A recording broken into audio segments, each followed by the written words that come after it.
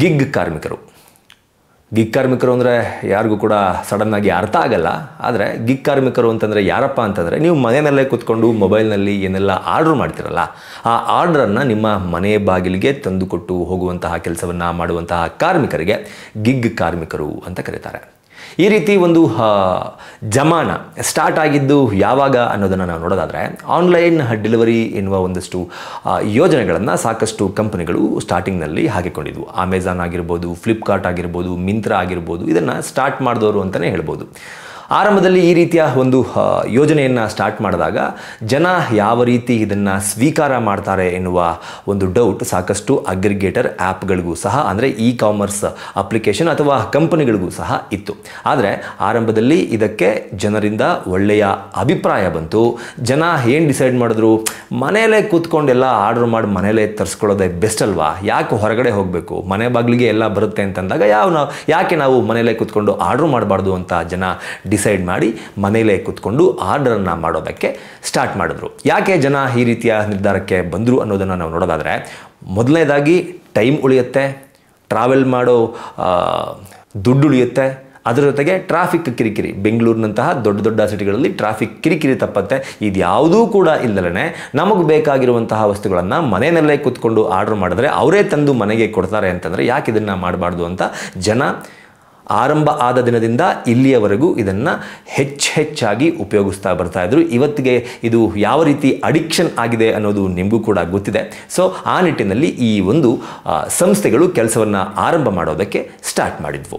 ಈ ರೀತಿ ಒಂದು ಐಡಿಯಾಗಳು ಬಂದಾಗ ಈ ರೀತಿಯ ಇ ಕಾಮರ್ಸ್ ಕಂಪನಿಗಳು ಆರಂಭದಲ್ಲಿ ಬಟ್ಟೆ, ಮನೆಗೆ ಬೇಕಾದಂತಹ ಒಂದಷ್ಟು ಉಪಕರಣಗಳು ಅಂದರೆ ಹೋಮ್ ಅಪ್ಲಯನ್ಸಸ್ಸು, ಈ ತರಹದ ಒಂದಷ್ಟು ಡೆಲಿವರಿಗಳನ್ನು ಮನೆಗೆ ಕೊಡೋದಕ್ಕೆ ಸ್ಟಾರ್ಟ್ ಮಾಡಿದ್ರು. ಆ ನಂತರ ಇದಕ್ಕೆ ಫುಡ್ ಡೆಲಿವರಿ, ತರಕಾರಿ ಡೆಲಿವರಿ, ದಿನಸಿ, ಹಾಲು, ಹೀಗೆ ನಮಗೆ ಮನೆಗೆ ದಿನನಿತ್ಯ ಏನೆಲ್ಲ ಬೇಕು ಅದನ್ನು ಎಲ್ಲವನ್ನೂ ಸಹ ನಾವು ಮನೆಯಿಂದ ಒಂದು ಹೆಜ್ಜೆ ಹೊರಗಡೆ ಇಡದೇನೆ ಮನೆಗೆ ತರಿಸಿಕೊಳ್ಳುವಂತಹ ಒಂದಷ್ಟು ಸೌಲಭ್ಯಗಳು ನಮಗೆ ಸಿಗೋದಕ್ಕೆ ಸ್ಟಾರ್ಟ್ ಆಯಿತು.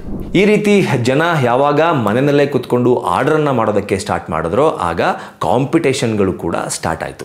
ಎಲ್ಲರೂ ಕೂಡ ನೋಡಿರ್ತೀರ, ಝೊಮ್ಯಾಟೊ, ಸ್ವಿಗ್ಗಿ, ಆಮೇಲೆ ಡಾಮಿನೋಸ್, ಈ ರೀತಿಯ ಅಪ್ಲಿಕೇಶನ್ಗಳು, ಫುಡ್ ಡೆಲಿವರಿ ಮಾಡುವಂತಹ ಅಪ್ಲಿಕೇಶನ್ಗಳಲ್ಲಿ ಸಾಕಷ್ಟು ಆಫರ್ಗಳನ್ನು ಬಿಡೋದನ್ನು ನೀವು ನೋಡಿರ್ತೀರ. 5 ನಿಮಿಷದಲ್ಲಿ ಬರ್ತೀವಿ, 10 ನಿಮಿಷದಲ್ಲಿ ಬರ್ತೀವಿ, 15 ನಿಮಿಷದಲ್ಲಿ ಬರ್ತೀವಿ. ನಾವು ಆನ್ ಟೈಮಿಗೆ ಡೆಲಿವರಿಯನ್ನು ಮಾಡಲಿಲ್ಲ ಅಂತಂದರೆ ಫುಡ್ ಆರ್ಡರ್ ಕಂಪ್ಲೀಟ್ ಆಗಿ ಫ್ರೀ ಆಗಿರುತ್ತೆ. ಈ ರೀತಿಯ ಆಫರ್ಗಳನ್ನು ಬಿಟ್ಟು ತಮ್ಮ ಕಂಪನಿಗಳನ್ನು ಬಿಲ್ಡ್ ಮಾಡಿಕೊಳ್ಳೋದಕ್ಕೆ ಸಾಕಷ್ಟು ರೀತಿಯ ಕಸರತ್ತುಗಳನ್ನು ಮಾಡ್ಕೊಂಡು ಬಂದವು. ಕೆಲವು ಅಪ್ಲಿಕೇಶನ್ಗಳು 15 ನಿಮಿಷದಲ್ಲಿ ಡೆಲಿವರಿ ಕೊಡ್ತೀನಿ ಅಂತಂದರೆ, ಇನ್ನು ಕೆಲವು ಅಪ್ಲಿಕೇಶನ್ ಹಾಗೂ ಕಂಪನಿಗಳು 10 ನಿಮಿಷ ಅಂದವು, ಇನ್ನು ಕೆಲವು 8 ನಿಮಿಷ ಅಂದವು, ಇನ್ನು ಕೆಲವು 5 ನಿಮಿಷ ಅಂದವು. ಕಂಪನಿಗಳು ಈ ರೀತಿ ಆಫರ್ಗಳನ್ನು ಜನರಿಗೆ ಕೊಡೋದಕ್ಕೆ ನಿರ್ಧಾರ ಮಾಡಿದ್ರು. ಆದರೆ ಇದರಿಂದ ತೊಂದರೆಯನ್ನು ಅನುಭವಿಸುವಂತಾಗಿದ್ದು ಡೆಲಿವರಿ ಬಾಯ್ಸ್ ಹಾಗೂ ಗರ್ಲ್ಸ್ಗಳು, ಅಂದರೆ ಗಿಗ್ ಕಾರ್ಮಿಕರು. ಈ ಕಂಪನಿ ಏನೋ ಟಾರ್ಗೆಟನ್ನು ಕೊಡುತ್ತೆ, ಆ ಟಾರ್ಗೆಟ್ನ ಒಳಗೆ ಅದನ್ನು ಡೆಲಿವರಿ ಮಾಡುವಂತಹ ಜವಾಬ್ದಾರಿ ಈ ರೀತಿಯ ಕಾರ್ಮಿಕರ ಮೇಲಿತ್ತು. ಹಾಗಾಗಿ ದೊಡ್ಡ ದೊಡ್ಡ ಸಿಟಿಗಳಲ್ಲಿ ತುಂಬ ವೇಗವಾಗಿ ಗಾಡಿಗಳನ್ನು ಓಡಿಸೋದಕ್ಕೆ ಆರಂಭ ಮಾಡಿದರು. ಇದರಿಂದ ಆಕ್ಸಿಡೆಂಟ್ಗಳು ಜಾಸ್ತಿ ಆಯಿತು, ಕೆಲವರು ಸಾವನ್ನು ಕೂಡ ಅಪ್ಪಿದ್ರು.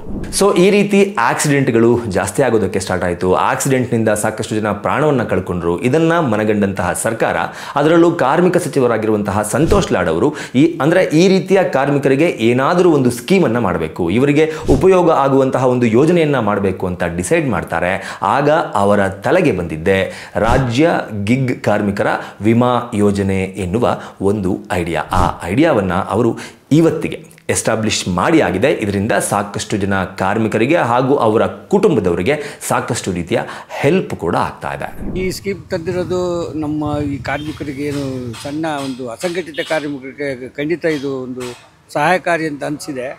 ಈ ನನ್ನ ಅಭಿಪ್ರಾಯದಲ್ಲಿ ಈ ನಮ್ಮ ಎಲ್ಲ ಈ ಡೆಲಿವರಿ ಹುಡುಗರ ಪರವಾಗಿ ಸರ್ಕಾರಕ್ಕೆ ಮತ್ತು ವಿಶೇಷವಾಗಿ ಸಂತೋಷ್ ಲಾಡ್ ಅವರಿಗೆ ಅಭಿನಂದನೆ ಸಲ್ಲಿಸ್ತೀವಿ. ಈ ಸರ್ಕಾರದ ಒಂದು ಒಳ್ಳೆಯ ಕಾರ್ಯಕ್ರಮ ಇದು ಅಂತ ನಾವು ಅಂದ್ಕೊತೀವಿ. ಮತ್ತು ಒಳ್ಳೆಯ ಈ ಒಂದು ಬಡತನದ ರೇಖೆ ಕೆಳಗಿರೋರಿಗೆ ತುಂಬ ಅನುಕೂಲ ಆಗುತ್ತೆ ಅಂತ ನಮ್ಮ ಅಭಿಪ್ರಾಯ ಇದೆ. ಈ ಕ್ಷಣವೇ ನಾವು ಈ ಶ್ರಮ ಮತ್ತು ಯಾವುದು ಸಿಂಧು ಪೋರ್ಟಲ್ಗೆ ಹೋಗ್ಬಿಟ್ಟು ಖಂಡಿತ ನಾವು ರಿಜಿಸ್ಟರ್ ಆಗ್ತೀವಿ. ನಿಮಗೆ ವೈಯಕ್ತಿಕವಾಗಿ ಧನ್ಯವಾದಗಳು. ಈ ರೀತಿ ಡೆಲಿವರಿ ಮಾಡುವಂತಹ ಸಂದರ್ಭದಲ್ಲಿ ಗಿಗ್ ಕಾರ್ಮಿಕರು ಮೃತಪಟ್ಟರೆ ಅಥವಾ ತೀವ್ರ ಸಂಕಷ್ಟಕ್ಕೆ ಒಳಗಾದರೆ ವಿಮಾ ಸೌಲಭ್ಯ ಇವರಿಗೆ ಆಧಾರ ಆಗುತ್ತೆ. ಇಡೀ ದೇಶದಲ್ಲೇ ಯಾವುದಾದರೂ ಒಂದು ರಾಜ್ಯದಲ್ಲಿ ಈ ರೀತಿಯ ಒಂದು ಸ್ಕೀಮ್ ಇತ್ತು ಅಥವಾ ಮೊದಲು ಜಾರಿಗೆ ಬಂದಿತ್ತು ಎನ್ನುವ ಕೀರ್ತಿ ಯಾವುದಾದ್ರೂ ರಾಜ್ಯಕ್ಕೆ ಸಲ್ಲುತ್ತೆ ಅಂತಂದರೆ ಅದು ನಮ್ಮ ಕರ್ನಾಟಕ ರಾಜ್ಯಕ್ಕೆ ಸಲ್ಲತ್ತೆ. ಇದನ್ನು ಮೊದಲು ಜಾರಿ ಮಾಡಿದಂತಹ ರಾಜ್ಯ ಅಥವಾ ಸರ್ಕಾರ ಅದು ಕರ್ನಾಟಕ ರಾಜ್ಯ ಸರ್ಕಾರ. ಈ ಸೌಲಭ್ಯ ಯಾರಿಗೆಲ್ಲ ದೊರೆಯುತ್ತೆ ಅನ್ನೋದನ್ನು ನಾವು ನೋಡೋದಾದರೆ ಸ್ವಿಗ್ಗಿ, ಝೊಮ್ಯಾಟೊ, ಬ್ಲಿಂಕಿಟ್, ಡೊಮಿನೋಸ್ ಮುಂತಾದ ಸಂಸ್ಥೆಗಳಲ್ಲಿ ಆಹಾರ ಪದಾರ್ಥಗಳನ್ನು ಗ್ರಾಹಕರಿಗೆ ಪೂರೈಸುವ ಗಿಗ್ ಕಾರ್ಮಿಕರು, ಅದರ ಜೊತೆಗೆ Amazon, Flipkart, big basket, porter ಮುಂತಾದ ಸಂಸ್ಥೆಗಳಲ್ಲಿ ಡೆಲಿವರಿ ಕೆಲಸವನ್ನು ಮಾಡುವಂತಹ ಎಲ್ಲ ಅಸಂಘಟಿತ ಕಾರ್ಮಿಕರಿಗೂ ಈ ವಿಮಾ ಸೌಲಭ್ಯ ಲಭ್ಯವಿದೆ. ಈ ಒಂದು ಯೋಜನೆಯಲ್ಲಿ ಯಾವೆಲ್ಲ ರೀತಿಯ ಸೌಲಭ್ಯಗಳು ಸಿಗುತ್ತೆ ಅನ್ನೋದನ್ನು ನಾವು ನೋಡೋದಾದರೆ ಇದರಲ್ಲಿ ಜೀವ ವಿಮಾ ಸೌಲಭ್ಯ ಸಿಗುತ್ತೆ. ಅಂದರೆ ಫಲಾನುಭವಿಯ ಮರಣದ ನಂತರ ಕಾನೂನುಬದ್ಧ ವಾರಸುದಾರರಿಗೆ ಅಂದರೆ ಯಾರನ್ನ ನಾಮಿನಿ ಮಾಡಿರ್ತಾರೆ ಅವರಿಗೆ 2 ಲಕ್ಷದ ಜೀವ ವಿಮೆ ಪರಿಹಾರ, ಅಪಘಾತ ವಿಮಾ ಸೌಲಭ್ಯ, ಮರಣದಂತಹ ಪ್ರಕರಣದಲ್ಲಿ 2 ಲಕ್ಷದ ಅಪಘಾತ ವಿಮಾ ಪರಿಹಾರ ಹಾಗೂ 2 ಲಕ್ಷ ಜೀವ ವಿಮಾ ಪರಿಹಾರ ಸೇರಿ ಒಟ್ಟು 4 ಲಕ್ಷ ರೂಪಾಯಿಗಳ ಪರಿಹಾರವನ್ನು ಕೊಡಲಾಗುತ್ತೆ. ಈ ನಿಟ್ಟಿನಲ್ಲಿ 2024ರಲ್ಲಿ ಅರ್ಜುನ್ ಪೂಜಾರ್ ಎನ್ನುವ ಈ ರೀತಿಯ ಒಬ್ಬ ಕಾರ್ಮಿಕ ಆಕ್ಸಿಡೆಂಟ್ನಲ್ಲಿ ತೀರ್ಕೊಂಡಾಗ ಸ್ವತಃ ಸಂತೋಷ್ ಲಾಡ್ ಅವರಿಗೆ 4 ಲಕ್ಷ ರೂಪಾಯಿ ಅಂದರೆ ಅವರ ಫ್ಯಾಮಿಲಿ ಅವರಿಗೆ 4 ಲಕ್ಷ ರೂಪಾಯಿ ಚೆಕ್ಕನ್ನು ವಿತರಿಸಿದ್ರು. ಇದರ ಜೊತೆಗೆ ಸಂಪೂರ್ಣವಾಗಿ ಅವರು ಆಕ್ಸಿಡೆಂಟ್ಗೆ ಒಳಗಾದ ನಂತರ ಅವರು ಸಂಪೂರ್ಣವಾಗಿ ದುರ್ಬಲತೆಗೆ ಒಳಗಾದರೆ ಅವರಿಗೆ ದುರ್ಬಲತೆಯ ಆಧಾರದ ಮೇಲೆ 2 ಲಕ್ಷ ರೂಪಾಯಿ ಪರಿಹಾರವನ್ನು ಕೊಡಲಾಗುತ್ತೆ. ಅದರ ಜೊತೆಗೆ ಆಸ್ಪತ್ರೆ ವೆಚ್ಚವನ್ನು ಮರುಪಾವತಿ ಮಾಡಲಾಗುತ್ತೆ. ಅದು ಕೂಡ 1 ಲಕ್ಷ ರೂಪಾಯಿನವರೆಗೂ ಕರ್ನಾಟಕ ಸರ್ಕಾರ ಮರುಪಾವತಿ ಮಾಡುತ್ತೆ. ಸೊ ಈ ರೀತಿಯ ಸೌಲಭ್ಯವನ್ನು ಪಡ್ಕೋಬೇಕು ಅಂತಂದರೆ ನೋಂದಣಿಯನ್ನು ಮಾಡಿಸ್ಕೋಬೇಕಾಗತ್ತೆ. ಆ ನೋಂದಣಿಯ ಪ್ರೋಸೆಸ್ ಹೇಗಿರುತ್ತಪ್ಪ ಅಂತಂದರೆ ಇ ಶ್ರಮ್ ಎನ್ನುವ ಒಂದು ಪೋರ್ಟಲ್ ಅಥವಾ ಸೇವಾ ಸಿಂಧು ಎನ್ನುವ ಒಂದು ಪೋರ್ಟಲ್ನಲ್ಲಿ ನೀವು ಈ ಒಂದು ಯೋಜನೆಯನ್ನು ಪಡೆದುಕೊಳ್ಳುವ ಸಲುವಾಗಿ ನೋಂದಾವಣೆಯನ್ನು ಮಾಡಿಸ್ಕೋಬೇಕು. ಈ ರೀತಿ ನೋಂದಾವಣೆಯನ್ನು ಮಾಡಿಸ್ಕೊಳ್ಳೋದಕ್ಕೆ ಒಂದಷ್ಟು ಡಾಕ್ಯುಮೆಂಟ್ಗಳು ಸಹ ಬೇಕಾಗುತ್ತೆ. ಆ ಡಾಕ್ಯುಮೆಂಟನ್ನು ಸಹ ನೀವು ರೆಡಿ ಮಾಡಿ ಇಟ್ಕೊಂಡಿರಬೇಕು. ನೋಂದಣಿಯನ್ನು ಮಾಡಿಸೋದಕ್ಕಿಂತ ಮುಂಚೆ ಯಾವೆಲ್ಲ ದಾಖಲೆಗಳು ಬೇಕಾಗುತ್ತೆ ಅಂತಂದರೆ ಕಂಪನಿಯಿಂದ ಪಡೆದಂತಹ ಒಂದು ಪ್ರಮಾಣ ಪತ್ರ ಅಥವಾ ಐಡೆಂಟಿಟಿ ಕಾರ್ಡ್ ಅಂದರೆ ಗುರುತಿನ ಚೀಟಿ, ಆಧಾರ್ ಸಂಖ್ಯೆ, ಇ ಶ್ರಮ್ ಗುರುತಿನ ಚೀಟಿಯ ಸಂಖ್ಯೆ, ಪಾಸ್ಪೋರ್ಟ್ ಅಳತೆಯ ಇತ್ತೀಚಿನ ಒಂದು ಭಾವಚಿತ್ರ, ವಿಳಾಸದ ಪುರಾವೆಗಾಗಿ ಯಾವುದಾದ್ರೂ ಆಯಿತು, ವೋಟರ್ ಐ ಡಿ ಆಯಿತು, ಡ್ರೈವಿಂಗ್ ಲೈಸೆನ್ಸ್ ಆಯಿತು, ಆಧಾರ್ ಕಾರ್ಡ್ ಆಯಿತು, ಪಾಸ್ಪೋರ್ಟ್ ಆಯಿತು ಅಥವಾ ಬ್ಯಾಂಕ್ ಪಾಸ್ಬುಕ್ ಆಯಿತು, ಈ ಯಾವುದಾದ್ರೂ ಒಂದು ದಾಖಲೆಯನ್ನು ಅಡ್ರೆಸ್ ಪ್ರೂಫ್ನ ಸಲುವಾಗಿ ಕೊಡಬೇಕಾಗತ್ತೆ. ಇನ್ನು ಅರ್ಜಿಯನ್ನು ಸಲ್ಲಿಸಾಯಿತು. ಅರ್ಜಿಯನ್ನು ಸಲ್ಲಿಸಿದ ನಂತರ ಒಂದು ವೇಳೆ ಅಪಘಾತ ಆದರೆ ಅಥವಾ ಮರಣವನ್ನು ಹೊಂದಿದರೆ ಆವಾಗ ಕೂಡ ಮತ್ತೊಂದು ಅರ್ಜಿಯನ್ನು ಸಲ್ಲಿಸುವ ಮೂಲಕ ಈ ಒಂದು ವಿಮಾ ಸೌಲಭ್ಯವನ್ನು ಪಡ್ಕೋಬಹುದು. ಆ ಪ್ರೊಸೆಸ್ ಹೆಂಗಿರುತ್ತೆ ಅನ್ನೋದನ್ನು ನಾವು ನೋಡೋದಾದರೆ ಮರಣ ಅಥವಾ ಅಪಘಾತ ಸಂಭವಿಸಿದ 1 ವರ್ಷದ ಒಳಗೆ ಕಾರ್ಮಿಕ ಇಲಾಖೆಯ ಅಧಿಕಾರಿಗಳ ಕಚೇರಿಗೆ ಅಥವಾ ಮಂಡಳಿಗೆ ನೇರವಾಗಿ ಅರ್ಜಿಯನ್ನು ಸಲ್ಲಿಸಬೇಕು. ಅರ್ಜಿ ಸಲ್ಲಿಸಲು ಒಂದಷ್ಟು ದಾಖಲೆಗಳು ಸಹ ಬೇಕಾಗುತ್ತೆ.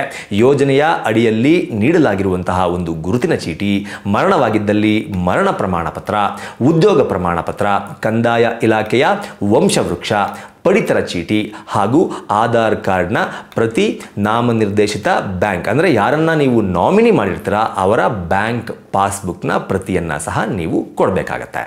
ಇದರ ಜೊತೆಗೆ ಈ ರೀತಿಯ ಪ್ರಕರಣಗಳಲ್ಲಿ ಕಾರ್ಮಿಕರು ಮರಣವನ್ನು ಹೊಂದಿದರೆ ಮರಣೋತ್ತರ ಪರೀಕ್ಷಾ ವರದಿಯನ್ನು ಕೊಡಬೇಕು. ಪೊಲೀಸ್ ಸ್ಟೇಷನ್ನಲ್ಲಿ ದಾಖಲಾಗಿರುವಂತಹ ಒಂದು FIR ಕಾಪಿಯನ್ನು ಕೊಡಬೇಕು. ಆಸ್ಪತ್ರೆಯ ಮೂಲ ಬಿಲ್ಗಳನ್ನು ಕೊಡಬೇಕು. ಅದರ ಜೊತೆಗೆ ಆಸ್ಪತ್ರೆಯಿಂದ ಡಿಸ್ಚಾರ್ಜ್ ಆದಂತಹ ಒಂದಷ್ಟು ದಾಖಲೆಗಳನ್ನು ಸಹ ನೀವು ಕೊಡಬೇಕಾಗತ್ತೆ. ಈ ರೀತಿಯಾದಂತಹ ಎಲ್ಲ ಮಾರ್ಗಗಳನ್ನು ಅನುಸರಿಸಿ ನೀವು ನೋಂದಣಿಯನ್ನು ಮಾಡಿಸ್ಕೊಂಡಿದ್ದೇ ಆದರೆ, ಅರ್ಜಿಯನ್ನು ಹಾಕಿಕೊಂಡಿದ್ದೇ ಆದರೆ ಪರಿಹಾರದ ಹಣ ನೇರವಾಗಿ ನಿಮ್ಮ ಖಾತೆಗೆ ಬಂದು ಬೀಳುತ್ತೆ. ಅಂದರೆ ಎಲ್ಲ ಪರಿಹಾರ ಮೊತ್ತವನ್ನು ನೇರವಾಗಿ ನಿಮ್ಮ ಖಾತೆಗೆ ಸರ್ಕಾರವೇ ಹಾಕತ್ತೆ. ಅದರ ಜೊತೆಗೆ ಫಲಾನುಭವಿಯು ಮರಣದ ಸಮಯದಲ್ಲಿ ಅವಿವಾಹಿತನಾಗಿದ್ದಲ್ಲಿ ಆತನ ತಂದೆ ತಾಯಿಗೆ ಈ ಹಣ ಹೋಗಿ ಸೇರುತ್ತೆ. ಅಥವಾ ಆತ ಮದುವೆ ಆಗಿದ್ದರೆ ಹೆಂಡತಿ ಮತ್ತು ಮಕ್ಕಳಿಗೆ ಕಾನೂನುಬದ್ಧವಾಗಿ ಈ ಒಂದು ಹಣ ಹೋಗಿ ಸೇರುತ್ತೆ. ಸೊ ಇದಿಷ್ಟು ಗಿಗ್ ಕಾರ್ಮಿಕರು ಅಂದರೆ ಡೆಲಿವರಿ ಅಗ್ರಿಗೇಟರ್ ಕಂಪನಿಗಳಲ್ಲಿ ಕೆಲಸ ಮಾಡ್ತಾ ಇರುವಂತಹ ಕಾರ್ಮಿಕರಿಗೋಸ್ಕರ ಕರ್ನಾಟಕದ ರಾಜ್ಯ ಸರ್ಕಾರ ಈ ರೀತಿಯ ಒಂದು ಹೊಸ ಯೋಜನೆಯನ್ನು ದೇಶದಲ್ಲೇ ಮೊದಲ ಬಾರಿಗೆ ತಂದಿದೆ. ಯಾರೆಲ್ಲ ನಿಮ್ಮ ಫ್ರೆಂಡ್ಸ್ ಈ ರೀತಿಯ ಅಗ್ರಿಗೇಟರ್ ಆ್ಯಪ್ಗಳಲ್ಲಿ ಡೆಲಿವರಿ ಬಾಯ್ ಅಥವಾ ಡೆಲಿವರಿ ಗರ್ಲ್ ಆಗಿ ಕೆಲಸ ಮಾಡ್ತಾ ಇದ್ದಾರೆ ಅವರಿಗೆ ಈ ಮಾಹಿತಿಯನ್ನು ದಯಮಾಡಿ ಮುಟ್ಟಿಸಿ. ಅದರ ಜೊತೆಗೆ ಇನ್ನೂ ಯಾರೆಲ್ಲ ಸರ್ಕಾರದ ಈ ಸೌಲಭ್ಯಗಳನ್ನು ಪಡೆದುಕೊಳ್ಳುವ ನಿಟ್ಟಿನಲ್ಲಿ ಅರ್ಜಿಯನ್ನು ಸಲ್ಲಿಸಿಲ್ಲ, ನಾನು ಈ ವಿಡಿಯೋದಲ್ಲಿ ಏನೆಲ್ಲ ಇನ್ಫಾರ್ಮೇಷನನ್ನು ಕೊಟ್ಟಿದ್ದೀನಿ ಆ ಇನ್ಫಾರ್ಮೇಷನನ್ನು ನೋಡುವ ಮೂಲಕ ಅರ್ಜಿಯನ್ನು ಸಲ್ಲಿಸಿ ನಿಮ್ಮ ಆರೋಗ್ಯದ ದೃಷ್ಟಿಯಿಂದ, ನಿಮ್ಮ ಫ್ಯಾಮಿಲಿಯ ದೃಷ್ಟಿಯಿಂದ ಕರ್ನಾಟಕ ಸರ್ಕಾರ ಜಾರಿ ಮಾಡಿರುವಂತಹ ಈ ಯೋಜನೆಯ ಫಲವನ್ನು ನೀವೆಲ್ಲರೂ ಕೂಡ ಪಡ್ಕೊಳ್ಳಿ. ಯಾರಿಗೆಲ್ಲ ಇದೆಲ್ಲ ಗೊತ್ತಿರಲ್ಲ ಅಂಥವರಿಗೆ ಈ ವಿಡಿಯೋವನ್ನು ಯಾರೆಲ್ಲ ನೋಡ್ತೀರಾ ಅವರು ಈ ಮಾಹಿತಿಯನ್ನು ಮುಟ್ಟಿಸಿ ಅಂತ ಕೇಳ್ಕೊತಾ ಈ ವಿಡಿಯೋನ ಮುಗಿಸ್ತಾ ಇದ್ದೀನಿ. ನಮಸ್ಕಾರ.